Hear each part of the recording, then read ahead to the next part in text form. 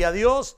Estamos nosotros ya a la segunda semana para esta nueva serie que se ha titulado Victoria. Y estamos nosotros mirando un pasaje de las Escrituras en el libro de Hebreo como base de esta serie. Hebreos capítulo 10, versículos 12 al 14. Por favor, todos viendo las pantallas o en sus Biblias, vamos a estar declarando estos versículos todos juntos a la voz de tres. 1, 2, 3. Pero Cristo, habiendo ofrecido una vez para siempre un solo sacrificio por los pecados, se ha sentado a la diestra de Dios. De ahí en adelante, esperando hasta que sus enemigos sean puestos por estrado de sus pies, porque con una sola ofrenda hizo perfectos para siempre a los santificados.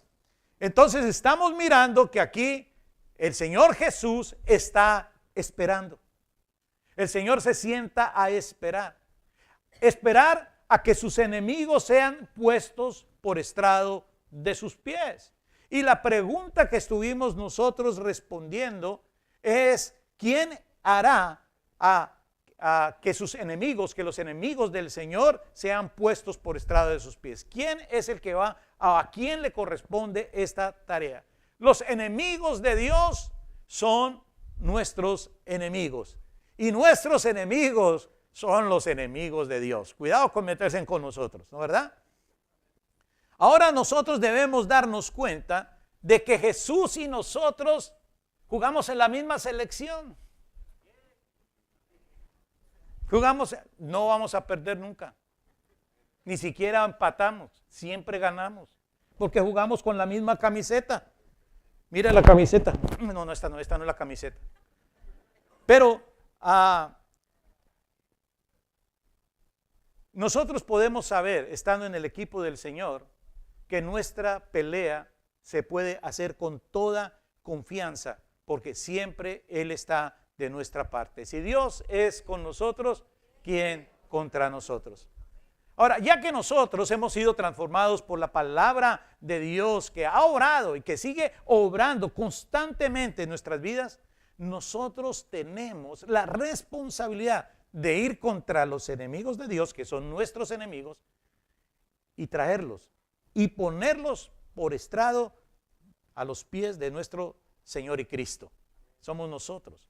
Y hace 8 días comenzamos a identificar a los principales enemigos que nosotros tenemos, y nosotros estuvimos hablando acerca de Satanás. Estuvimos hablando acerca del pecado y también de esas fortalezas que se levantan delante de nosotros. Estuvimos hablando de la carne que incluye esa mente nuestra con deseos egoístas, una mente que no es renovada, una voluntad que no está muy dispuesta. Hablamos acerca de tribulaciones, hablamos nosotros acerca de pruebas. Nosotros hablamos también acerca de este mundo en el que vivimos, que es un enemigo muy poderoso que nos quiere destruir. Pero hoy vamos a hablar acerca de las victorias sobre estos enemigos. Vamos a comenzar a hablar acerca de este tema porque es un tema muy importante. Si tú no estás plenamente convencido de tu poder, del poder que tú tienes sobre tus enemigos, sobre los enemigos de Dios, esos enemigos siempre van a estar tratando de venir para convencerte a ti una y otra vez que tú estás derrotado. Por eso el título de hoy es La victoria antes de la victoria. O sea, hay algo muy poderoso, una victoria bien grande en nuestro interior. Es cuestión interna, es cuestión de actitud que nosotros debemos tener para lograr verdaderamente nuestras victorias.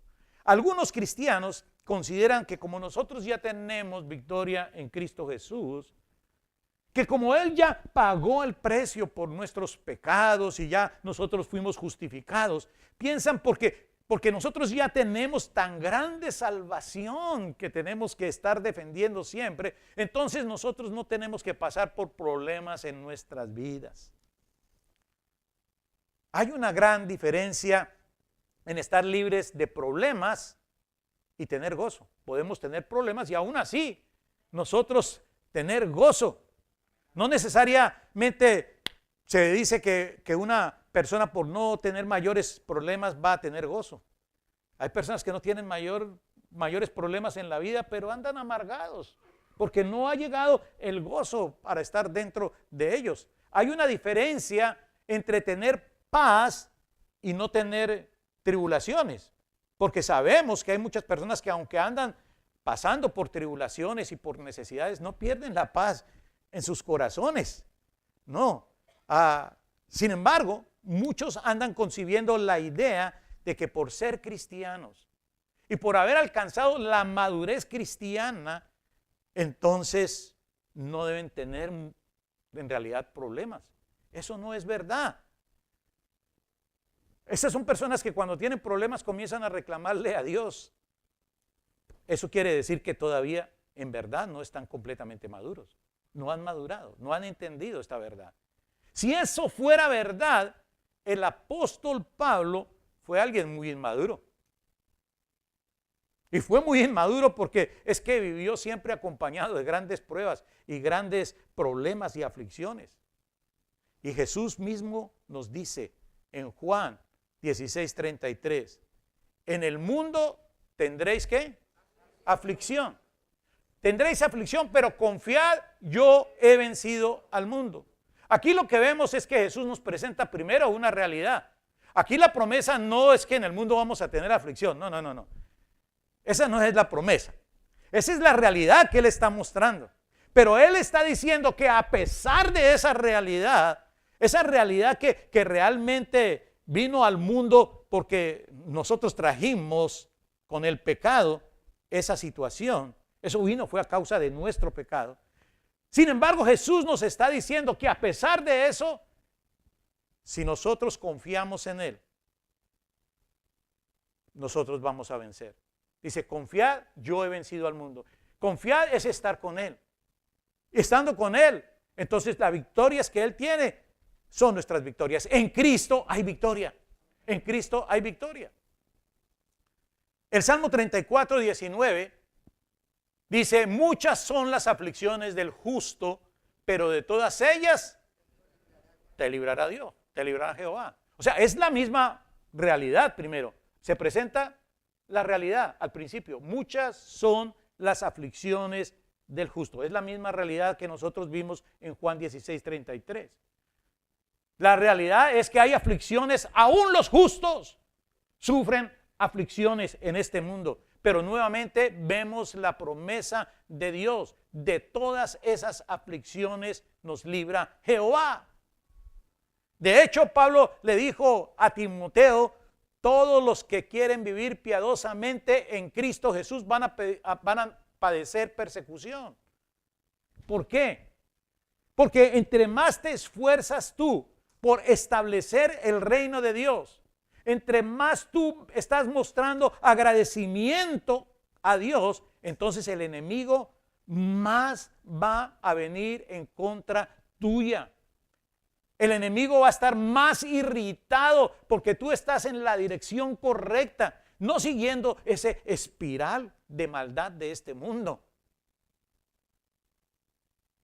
Muchas son las aflicciones del justo, pero yo sigo pensando, hermanos, yo siempre sigo pensando que pero es una de las palabras más importantes que hay en la Biblia, porque marcan una diferencia importante.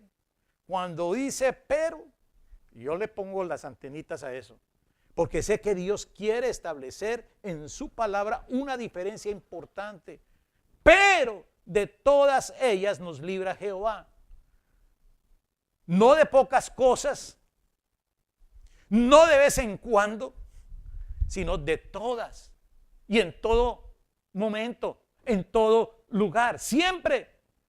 Es que tenemos acceso a algo que el mundo no tiene acceso. Eso es algo para nosotros los creyentes. Entonces, si es verdad que los cristianos enfrentamos adversidades, ¿sí o no? ¿Es verdad? ¿Están convencidos de eso? ¿Lo están creyendo? ¿Saben que es así?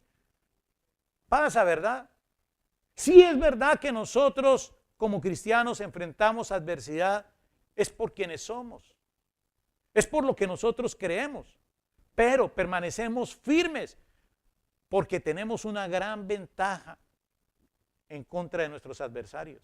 Y esa ventaja es que Dios está con nosotros. Su Espíritu Santo vive en nosotros.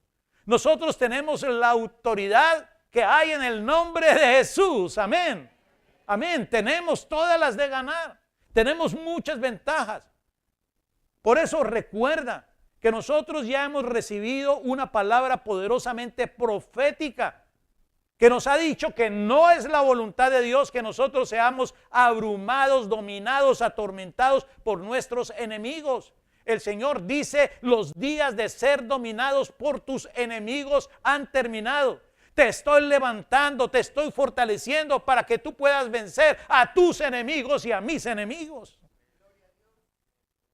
Uno de los pastores en nuestro equipo pastoral aquí en la iglesia, compartió una información publicada por el registro del condado de Orange.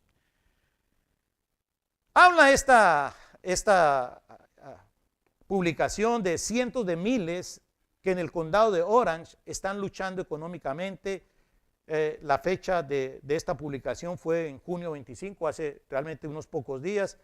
La redactora tiene por nombre Margot Roosevelt.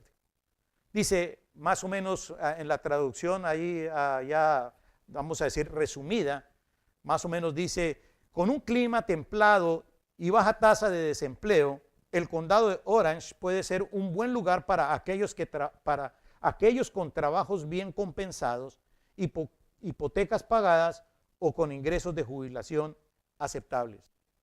Pero antes de presumir de nuestra calidad de vida, considere las estadísticas sombrías del informe anual de los indicadores comunitarios del condado publicada la semana pasada. Cerca de uno de cada 4 residentes viven en la pobreza. Casi 2/3 del empleo local no pagan lo suficiente para que el empleado pueda alquilar un apartamento de una recámara.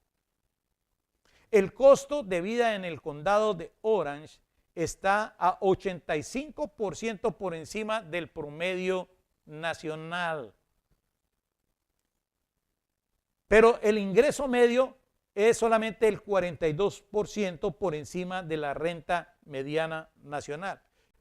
Pero son 85% lo que está realmente siendo más alto el vivir aquí en este condado.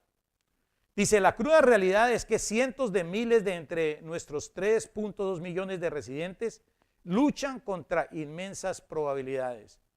No estamos hablando de personas flojas, dice Max Garner, presidente y director ejecutivo del condado de Orange County, United Way. Estos son los trabajadores pobres. No pueden sostenerse con el sueldo que ganan en el condado. Ahora escuchen porque esto es muy importante. No somos como todos los demás. Nosotros no somos como todos los demás. Diga conmigo, nosotros no somos como todos los demás. Mire, puede ser que tú estás pensando que eso que leímos es tu situación, es la situación por la que tú estás pasando ahora mismo. Pero tú tienes que saber que ese no es el lugar que a ti te corresponde. Ese no es el lugar para ti.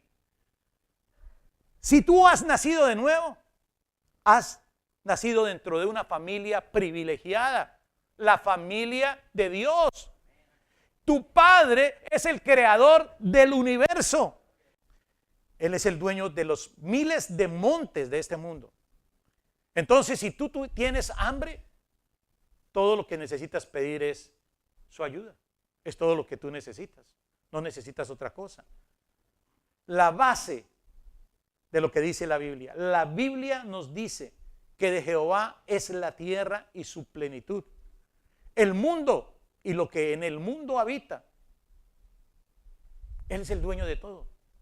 Así que nosotros no debemos carecer de nada si nosotros hemos nacido dentro de esta familia. ¿Qué significa esto? Significa, mi amado hermano, escuche bien, significa que si tú no puedes entender cómo acceder a las riquezas, a las bendiciones de esta familia, realmente no estás siendo parte de esta familia. Estás pensando que eres parte, pero algo te está faltando. Y puede ser que no hayas encontrado la forma de hacerlo, o puede ser que no hayas encontrado el rumbo, el camino para llegar a estas bendiciones, pero ciertamente que estas bendiciones te pertenecen a ti. Es como que si tú ya tienes una herencia y ahí está ya toda la documentación, todo de esa herencia ya está a tu nombre, solamente tú tienes que reclamarla, pero todavía no has ido. Entonces no tienes la posesión porque no has ido. Estás estancado por gusto. La realidad de Dios es lo que Él dice en su palabra. Esa es la realidad de Dios. Y esa realidad de Dios se debe convertir en tu realidad actual. Tú puedes ver que hay dos realidades aquí. Una es la realidad de Dios y otra es la realidad que los no creyentes andan viendo. La realidad de Dios debe vencer la realidad actual de este mundo. Las promesas de Dios. Las promesas de Dios nosotros tenemos que creerlas porque son demasiado buenas. Y a veces decimos, oh, eso es demasiado bueno para creer. Pero, ¿sabes? Las promesas de Dios son demasiado buenas y son reales. Por eso tienes que creer en ellas. Tú tienes que colocarte en la posición de recibir las promesas porque ya son tuyas. Son para ti. Ya te pertenecen. Quiero hacerte una pregunta. ¿Es la Biblia la verdad o no? Si tú crees que la Biblia es la verdad o no, si es verdad, las cosas que dice la Biblia que tienen que pasar, ¿van a pasar? ¿Sí o no? ¿Es cierto o no es cierto? Tiene que ser cierto, es lo correcto. Queridos hermanos, tiene que haber una victoria antes de la victoria. Esa victoria antes de la victoria está dentro de tu corazón. Tiene que comenzar a correr en tu mente para que tú te puedas convencer. Debe haber un pensamiento, debe haber una actitud de victoria, porque Dios es real y tienes que creer que la Biblia es verdad. Victoria antes de la victoria. La victoria dentro de nosotros viene primero que la victoria que va a ser evidente públicamente. Porque se va a evidenciar. Nuestras victorias se van a evidenciar. Pero la victoria comienza ahí adentro. Pablo dijo, pelea la buena batalla de la fe. Y eso comienza adentro.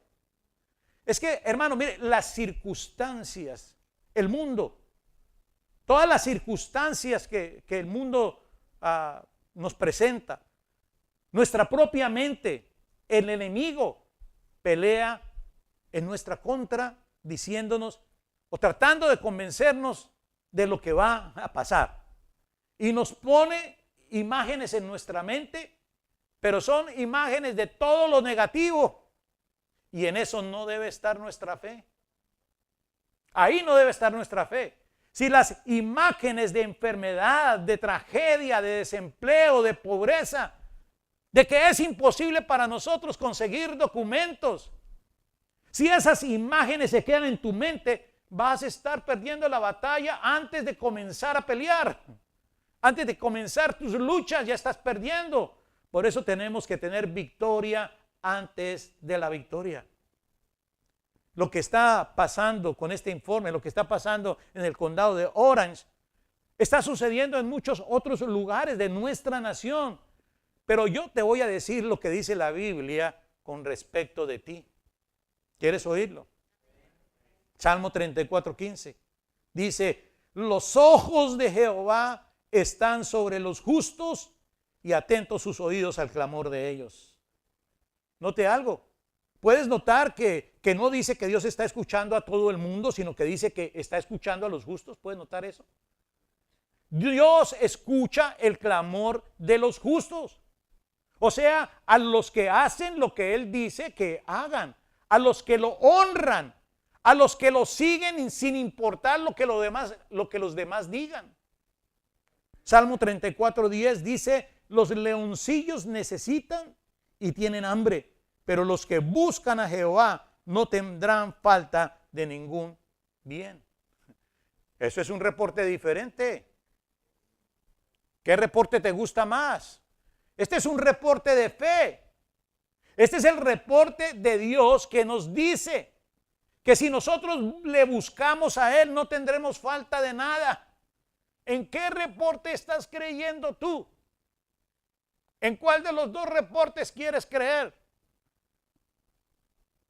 El que cree en el reporte de Dios es porque está creyendo que verdaderamente tiene acceso a recursos que el mundo no tiene. Y esa es la manera como nosotros debemos vivir. Y no de otra manera. Nosotros vivimos por fe, no por vista. ¿Cuántos saben eso? Deuteronomio 28, versículo 11 dice: y te hará Jehová sobreabundar en bienes, en el fruto de tu vientre, en el fruto de tu bestia y en el fruto de tu tierra, en el país que Jehová juró a tus padres que te había de dar. Ahora, este es el Señor prometiendo algo, pero es el Señor prometiéndote a ti, te promete que estarás tú lleno de muchos bienes. ¿Cuántos? ¿Cuántos? Muchos.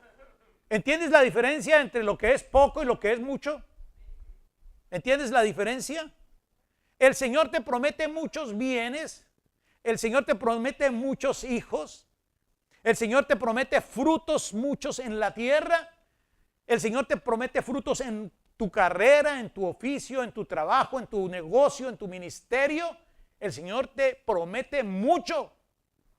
Tú puedes escuchar a Dios o puedes escuchar a los que pregonan desastres, a los que presionan dificultades, a los que ven toda clase de obstáculos, a los negativos.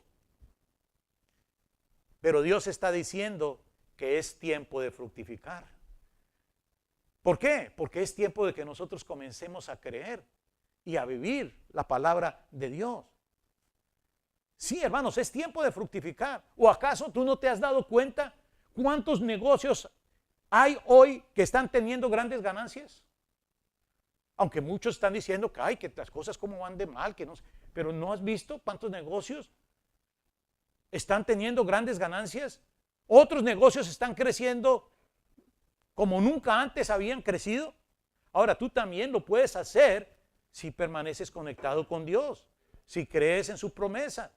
Tú tienes que creer que Dios te dará bienes en la tierra que Él te ha puesto. ¿En dónde tú estás? ¿En dónde tú estás? ¿En qué tierra estás? Ahorita tú estás en los Estados Unidos de América, en California, aquí en Los Ángeles, aquí en Anaheim o las ciudades vecinas. Y el Señor dice que Dios te dará frutos en la tierra que Él te ha dado. Dios quiere darte una casa si tú todavía no tienes una casa. Ahora, no es una cuestión de que Dios te quiere convertir en un ambicioso. No, es que Dios te ama. Y Él escucha los deseos de tu corazón. Él sabe acerca de tus necesidades. Y porque Él te ama, Él quiere darte lo que tú necesitas. No estamos hablando de que Él te quiere convertir en un ambicioso, queriendo lo que otros tienen, no. Estamos hablando de que tenemos a un Dios todopoderoso que quiere enseñarle al mundo quién es Él, bendiciendo a los que lo honran. Por eso Él te bendice. Sigue diciendo este pasaje, el versículo 12. Te abrirá Jehová su buen tesoro, el cielo, para enviar la lluvia a tu tierra en su tiempo y para bendecir toda obra de tus manos. Y prestarás a muchas naciones y tú no pedirás prestado. Te pondrá Jehová por cabeza y no por cola, y estarás encima solamente y no estarás debajo, si obedecieres los mandamientos de Jehová tu Dios, que yo te ordeno hoy, para que los guardes y cumplas. Oye, dice que Dios abrirá para ti. Escúchame, dice que Dios abrirá para ti, no para el mundo. Dice que Él abrirá su buen tesoro, que Él abrirá los cielos para que mandarte la lluvia al tiempo adecuado y bendecir la obra de tus manos. Tú no estás en esta otra nación para pedir o para mendigar. ¿Escuchaste? Tú estás aquí para ser un dador. Tú estás aquí para ser un bendecidor. Y a ti vendrán los necesitados y tú les suplirás a ellos. Dios va a voltear las mesas y hará cosas para ti que no hará para nadie más. Estarás arriba. ¿Escuchaste esa palabra? Estarás arriba. ¿Cuántos saben lo que es estar bajo presión?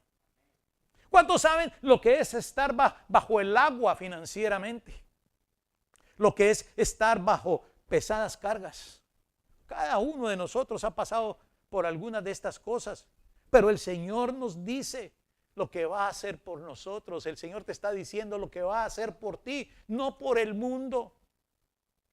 El Señor te pondrá solo arriba y no debajo. Gloria a Dios, gloria a Dios. Vivimos muchas oportunidades, tenemos muchas oportunidades y en algunas se gana, en otras se pierde y no nos gusta hablar de los fracasos. A mí no me gusta hablar de mis fracasos, la verdad, si no es necesario, porque pues hablar de los fracasos no alienta mi fe, ¿verdad? Pero algo me enseñan los fracasos, en algo nos ayuda. Aprendemos que las pérdidas comienzan en el corazón. Es cuando nos desanimamos, es cuando nos debilitamos en nuestra fe, es cuando perdemos el ánimo. Y hay una expresión para eso, es que perdemos el corazón ya no está en las cosas que hacemos. Ahí es donde comienzan las pérdidas. Pérdidas son primero asunto del corazón. Muchos son los que salen de una situación difícil. Dios comienza a prosperarlos, pero luego regresan nuevamente al hoyo. Y Dios nos está diciendo, esa no es mi voluntad para tu vida. Eso es lo que Dios te está diciendo. No es esa la voluntad de Dios para tu vida. El Señor dice, yo quiero que tú seas cabeza y no cola. Yo quiero que tú siempre estés arriba.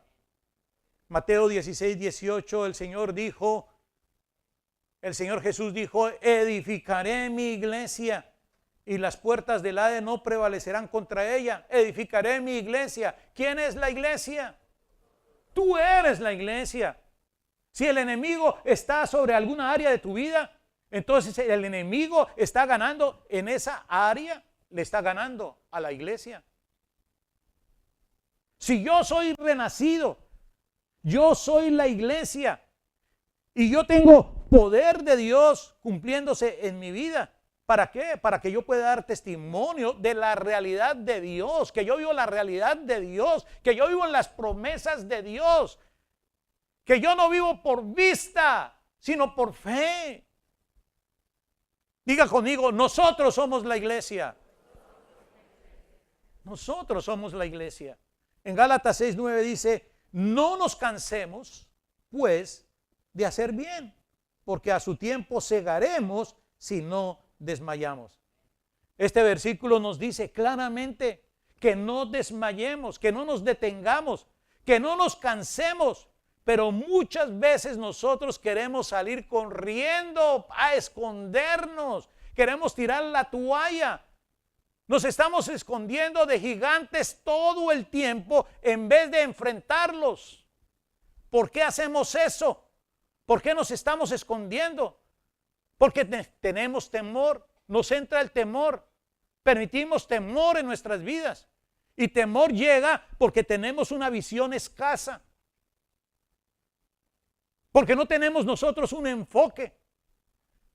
Porque vemos prioridades en competencia en nuestras vidas y no sabemos discernir, no sabemos nosotros hacer buenas decisiones. ¿Cuáles son las prioridades que nosotros vamos a poner en primer lugar? Y nos equivocamos en esas decisiones cuando hay competencia de prioridades. Estamos aniquilados por memorias de las derrotas, de las culpas, de las vergüenzas del pasado. Y es hora de decir, ya soy nueva criatura. Ya no pertenezco a ese ambiente de pérdida. Ya no pertenezco a ese mundo de destrucción y muerte. Yo tengo nueva vida en Cristo Jesús. Y tengo luz en Cristo. Necesitamos la luz de la palabra. La luz de la palabra que nos haga entender. Que nos haga entender dentro de nosotros, en nuestro interior, en el espíritu. Por eso somos en la iglesia, mi amado, para recibir la verdad de Dios. Y por eso nosotros estudiamos la palabra dentro y fuera del templo. No solamente cuando estamos aquí en el templo, sino dentro y fuera del templo. Porque es cuando hay luz que nosotros podemos enfrentar esos gigantes. Cuando la luz resplandece. David, ¿recuerdan? David tenía victorias en su interior. Tenía la victoria, podía concebir la victoria en su interior. Y por eso dijo de Goliat, dijo esto. Él dijo, ¿quién es este incircunciso filisteo que viene a desafiar a los ejércitos de Dios? Es que ellos estaban viendo a Goliat y lo veían como un hombre poderoso. Lo veían como un gigante y le temían. Pero David dijo, ¿quién es esta basura? David tenía otra visión diferente. David había peleado contra el oso y había peleado contra el león y Dios le había dado la victoria. En su corazón, David sabía que Dios estaba siempre con él. Tenía fe en Dios. No tenía fe en sus propias fuerzas. Él solamente tenía una honda y unas piedras. Pero más que eso, que la honda y que las piedras, tenía algo más importante. Y es que tenía confianza en Dios. Él creía en Dios. Entonces salió contra el gigante en el nombre del Señor. Y dijo, voy a vencerte a ti y a todo tu ejército. Voy a alimentar a las aves del cielo con tus carnes. Y entonces corrió al gigante porque no tenía temor. Ahora, piensa, mi amado hermano, piensa en aquellas cosas que son los gigantes que te están desafiando hoy. ¿Estás corriendo contra ellas? ¿Estás corriendo contra esos gigantes en fe? ¿O te estás escondiendo de ellos entre los matorrales, entre las multitudes? ¿Qué estás haciendo?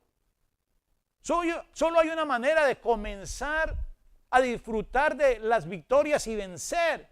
Y es primero ganando la batalla adentro. Y para ello tienes que derramar la información correcta en tu mente y en tu corazón. Y que esa verdad ahí derramada sea firme.